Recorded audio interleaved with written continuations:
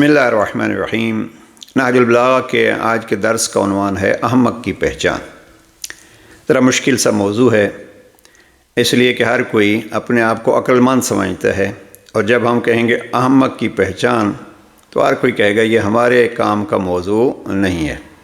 ज़रा देखना ये है और अपना इम्तिहान करना है।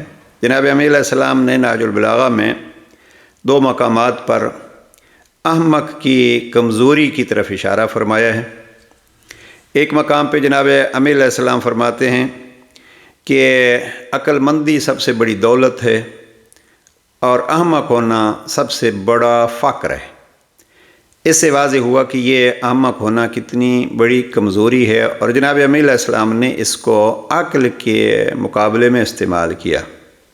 तर्जमे के हवाले से हम कहेंगे अक्लमंदी और बेवकूफ़ी। अहमक यानी बेवकूफ़, बेअक्ल।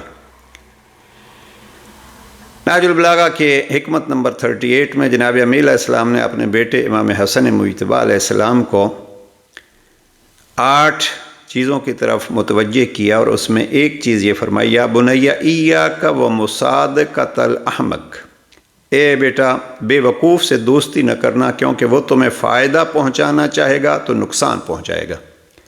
अब ये दोस्ती के हवाले से भी बड़ा मुहिम जुमला है, लेकिन हमारा मौजू है अहमक की कमज़ोरी। तो जनाब अमीर अलैहिस्सलाम फरमाते हैं अहमक को दोस्त मत बनाइए। क्या होगा? इसलिए कि वो चाहेगा कि आपको फ़ायदा पहुँचाए, लेकिन हकीकत में आपका फ़ायदा नहीं होगा, नुकसान होगा। अहमक की पहचान जनाब अमीर अलैहिस्सलाम ने नहजुल बलागा के 2 मौक़े पे और 2 पहलुओं से कराई है। बस यही हमारा मौजू है, मुख्तसर सी गुफ्तगू। कलिमात के सार नंबर 40 को अगर आप देखिए तो जनाब इमाम का फरमान है, अक्लमंद की ज़बान उसके दिल के पीछे और बेवकूफ़ का दिल उसकी ज़बान के पीछे है। ये एक पहलू वाज़े हो गया। अगर किसी को पहचानना है, अब कमज़ोरी हमारी ये होती है कि हम दूसरों को देखेंगे वो अहमक हैं या नहीं, हम ये अपने आप को नहीं देखेंगे हम इस ज़ुमरे में आते हैं या नहीं। इसलिए कि अहमक की एक पहचान ये होती है, बड़ा खूबसूरत लिखा जनाब सैयद रज़ी ने इस हिकमत 40 के तहत, काला रज़ी व हाज़ा मिनल मानिल अजीबत शरीफ़ा। मैं उसी को पढ़ देता हूँ बजाय इसके कि अपनी तरफ से वजाहत। सैयद रज़ी कहते हैं कि ये जुमला अजीब व पाकीज़ा मानी का हामिल है। क्या? अक्लमंद की ज़बान उसके दिल के पीछे और बेवकूफ़ का दिल उसकी ज़बान के पीछे। मकसद ये है कि अक्लमंद उस वक्त ज़बान खोलता है जब दिल में सोच विचार और गौर व फिक्र से नतीजा अख्ज़ कर लेता है। ज़बान उस वक्त खोलता है, मेरे कहने से आया किसी को फ़ायदा होगा या नहीं, मेरे कहने से किसी को तकलीफ़ तो नहीं होगी, मेरे कहने से रब राज़ी होगा या रब नाराज़ होगा, मेरे कहने से किसी के दिल को सुकून मिलेगा या किसी का दिल जलेगा।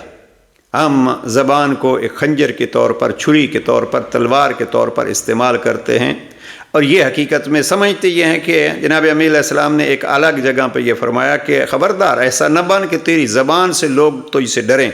वो अलग मौजू ज़बान के हवाले से। ज़बान एक दरिंदा है, इस पर हमारी गुफ्तगू मौजूद है और इंशाअल्लाह होती रहेगी। लेकिन यहाँ अगर कोई ये समझता है कि मेरी ज़बान की वजह से लोग मुझसे डरते हैं, तो ये हकीकत में अहमक होना है। तो सैयद रज़ी फरमाते हैं कि दिल में सोच विचार और गौर व फिक्र से नतीजा अक्स कर लेता है, तब ज़बान खोलता है। लेकिन बेवकूफ़ वो है जो बेसोचे समझे जो मुँह में आता है कह गुज़रता है। इस तरह गोया अक्लमंद की ज़बान उसके दिल के ताबे है और बेवकूफ़ का दिल उसकी ज़बान के ताबे है। ये हुई हिकमत नंबर 40। हिकमत नंबर 41 में फिर जनाब अमीर अलैहिस्सलाम का एक जुमला सैयद रज़ी ने बयान फरमाया और लिखा है, हाज़ल माना बिलफ्ज़िन आखिर व हुवा क़ौलुहु। मफ़हूम वही है, लेकिन अल्फाज जनाब इमाम के बदले हैं। क़ल्बुल अहमक़ फ़ी फ़ीह व लिसानुल आक़िल फ़ी क़ल्बिह। बेवकूफ़ का दिल उसके मुँह में है और अक्लमंद की ज़बान उसके दिल में है। यानी मकसद दोनों जुमलों का एक ही है कि बेवकूफ़ जो है वो जो भी आता है फ़ौरन कह देता है। अब ये एक पहचान के अहमक वो है जिसकी ज़बान उसके कंट्रोल में नहीं होती। बस वो यही समझता है कि मैं जो समझ रहा हूँ, वो यही समझता है कि मैं जो समझ रहा हूँ, मेरी जो राय है, मेरी जो सोच है, वही सब कुछ है। तो ये इस हवाले से ये अहमक।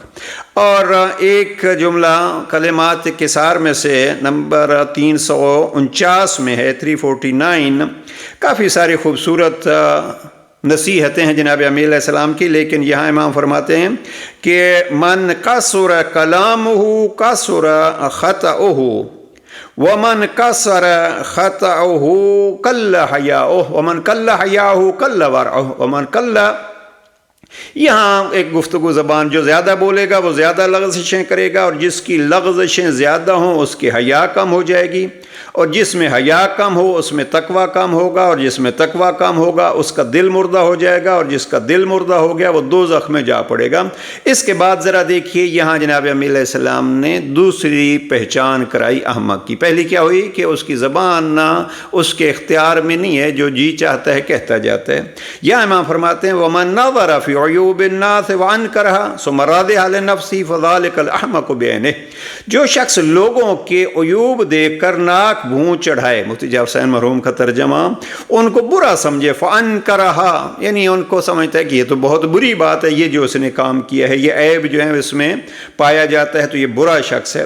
ثُمَّ رَاضِيَ لِنَفْسِهِ، تو پھر امام فرماتے ہیں کہ وہی عیب وہی کمزوری خود انجام دیتا ہے لیکن اس پہ راضی ہے، چونکہ میں انجام دے رہا ہوں یا میں کا ایک تصور ہے۔ تو جناب امام فرماتے ہیں فَذَلِكَ الْأَحْمَقُ بِعَيْنِهِ، وہ جو دوسروں کے عیوب کو تو برا سمجھتا ہے لیکن وہی بات جب اپنے اندر ہو تو اس کے اوپر راضی ہوتا ہے۔ امام فرماتے ہیں یہ حقیقی طور پر جناب مفتی جعفر حسین مرحوم کا ترجمہ کہ یہ سراسر احمق ہے۔ یعنی احمق کی پہچان کے لیے دو چیزیں جناب امیہ علیہ السلام نے بیان فرمائی، جو منہ میں آتا ہے کہتا جاتا ہے، اور دوسرا یہ ہے کہ برائی اگر اپنے اندر ہو تو اس پہ راضی اور رضا، اور اگر دوسروں میں ہو تو اس کو برا بھلا سمجھتا ہے۔ لہٰذا ہمیں اپنا امتحان کر لینا چاہیے، اور بڑے بڑے عقل مند جو ہیں وہ اگر امتحان کریں، ہمارے ہاں کیا ہوتا ہے جو اپنے آپ کو بہت عقل مند سمجھتا ہے وہ بہت باتیں کرتا ہے۔ اب جناب امیہ علیہ السلام فرماتے ہیں وَمَن كَثُرَ كَلَامُهُ، یہی کلمات کے ساتھ 349 کے الفاظ جہاں امام نے احمق کی پہچان بتلائی، تو جس سے باتیں زیادہ ہوتی ہیں اس سے غلطیاں زیادہ ہوتی ہیں۔ تو ایک پہچان یہ ہوئی کہ باتیں زیادہ کرنے والا، ہم اپنا امتحان کریں کہیں ہم اس زمرے میں تو نہیں آتے، پروردگار ہمیں اس سے محفوظ فرمائے، اور جناب امیہ علیہ السلام کی پہچان کے ذریعے سے پھر ہمیں اس سے دور رہنے کی توفیق نصیب فرمائے۔ تھوڑا سا ایک علماء اخلاق کہتے ہیں محاسبہ کیا کیجیے، اپنا حساب کیا کیجیے ہم کس زمرے میں آتے ہیں۔ تو من کثر کلامہ کثر خطأہ، یہ امام علیہ السلام کا بڑا مشہور فرمان ہے، جو زیادہ بولے گا وہ زیادہ لغزشیں کرے گا، اور جو زیادہ لغزشیں کرتا ہے وہ اس کا حیا کم ہو جاتا ہے۔ بہرحال یہ ایک خوبصورت فرمان ہے 349 جس کی طرف ہم نہیں جاتے، تو یہ ہے پہچان احمق کی۔ اللہ سبحانہ وتعالی ہمیں اپنی زبان پہ کنٹرول اور اپنی سوچوں کو رب کی رضاؤں کے مطابق ڈھالنے کی توفیق نصیب فرمائے۔ والسلام علیکم ورحمۃ اللہ۔